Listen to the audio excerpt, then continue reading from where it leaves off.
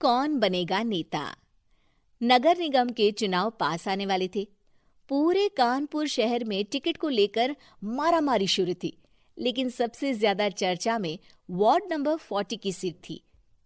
वो इसलिए क्योंकि इस बार वहां की सीट महिला के लिए आरक्षित थी। अब सवाल ये था कि चुनाव लड़ेगा कौन। इससे पहले ठाकुर साहब वहां से पार्षद थे और इस बार उन्होंने अपनी पत्नी सीमा ठाकुर को टिकट दिलवाई और ठाकुर साहब की शान के कारण सीमा जी ने 20,000 वोटों से चुनाव जीत लिया। अरे बधाई हो सीमा भाभी, अब तो आप वार्ड की पार्षद बन गई हैं। अब तो हमारे काम आप ही करवाएंगी। अरे ये तो सिर्फ नाम की पार्षद बनी है, वो तो महिला सीट आ गई, वरना पार्षद तो मुझे ही बनना था। अब भले ही चेहरा इसका होगा, लेकिन पावर तो मेरी ही होगी। अरे वाह भाई साहब, क्या दिमाग लगाया है आपने भी। आइए आप लोग, खाना लगा दिया है सबके लिए। सीमा जी पार्षद बन चुकी थीं, फिर भी उनकी एक ना चलती।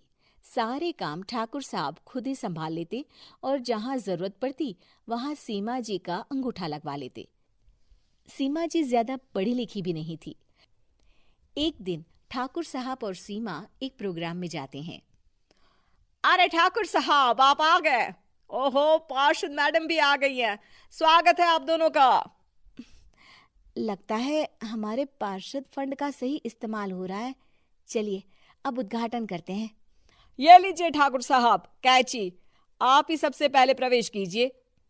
सब लोग आगे निकल जाते हैं और सीमा जी पार्षद होने के बावजूद भी पीछे खड़ी रह जाती हैं। वो देखती हैं कि वेलकम बोर्ड पर उनका नाम है, लेकिन महिला होने के कारण कोई उनका सम्मान नहीं कर रहा। अगले दिन एक आदमी उनके घर आता है। अरे ठाकुर साहब नमस्कार। कल ना हम नोटिस किए कि हमारा घर तो अवैध है और नगर निगम वाले उसे तोड़ने आ रहे हैं। अरे कुछ कीजिए ना ठाकुर साहब। देखो भाई, मैं तो ज्यादा कुछ कर नहीं सकता, पर अगर तुम सबकी जेब गर्म कर दो तो कुछ हो सकता है। कुल मिलाकर 4 लाख लगेंगे। अरे 4 लाख ठाकुर साहब? अरे भाई, मैं अपने लिए नहीं मांग रहा हूँ। दरोगा है, इंजीनियर बाबू है, बड़े साहब है, सबको देना पड़ता है ना थोड़ा थोड़ा। बोलो है मंजूर? तभी वहां अचानक सीमा जी आ जाती हैं। अरे ये आप क्या कर रहे हैं? पहले इन्हीं लोगों से तो आपने वोट मांगे, अब इनसे ही पैसे ले रहे हो। अरे चुप रहो तुम, तुम्हारा काम है सिर्फ अंगूठा लगाना, तुम वही किया करो। मुझे दूसरे काम तुम मत सिखाओ, समझी? और तुम ना जाओ, अब पैसे लेकर आओ, वरना जेसीबी किसी भी वक्त आती होगी। सब कुछ ऐसे ही चलते रहता है। एक दिन सीमा जी और ठाकुर साहब को एक लोकल मीटिंग में बुलाया जाता है। वहां पर कई और अधिकारी लोग भी मौजूद रहते हैं। अब मैं चाहूंगा कि ठाकुर साहब हमारे बीच 2 शब्द कहें। मेरे प्यारे भाइयों और बहनों, आज मेरा सौभाग्य है कि मैं आप सबकी सेवा दिन रात कर पा रहा हूँ। आपने मेरी पत्नी को भारी मतों से जिताया है, इसलिए मैं आप सभी का शुक्रगुजार हूँ। मैं आप सबसे वादा करता हूँ कि हमेशा की तरह हमारे वार्ड में किसी को कोई तकलीफ नहीं आने दूंगा। सभी लोग तालियां बजाने लगते हैं। अब मैं माननीय पार्षद मैडम को स्टेज पे बुलाना चाहूंगा। अपने नाम को बुलाया सुनकर सीमा जी एकदम चौंक जाती है। उन्हें बिल्कुल उम्मीद नहीं थी कि इतनी बड़ी जगह उन्हें मंच पर बुलाया जाएगा। जैसे तैसे वो मंच पर चढ़ती हैं।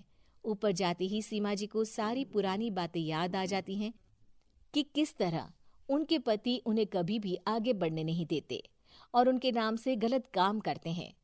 वो बोलने लगती हैं। मैं आपके वार्ड की पार्षद सीमा हूँ।